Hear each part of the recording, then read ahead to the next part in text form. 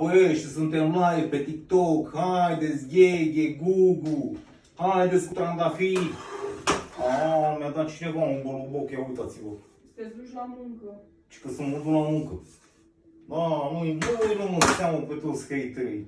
Haideți cu Gogoșcu, Zmală, cu... Mi-a mai dat cineva o mașină altă. Să nu mai stai acasă pe TikTok. Și că stau acasă pe TikTok toată ziua. Păi și ce să fac, o să mă duc la muncă? Da. Haideți cu gogoși, hai cu cadouașe. Hai să facem...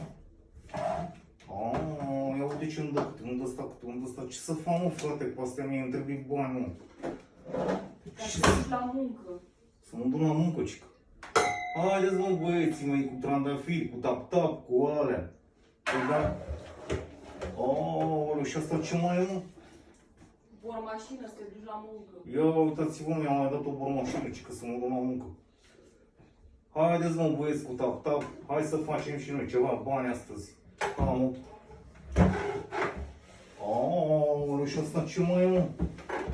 Păi ca să nu mai stai acasă pe TikTok. Chiar funcționează? Haideți, mă, băieți, mă, cu trandafiri.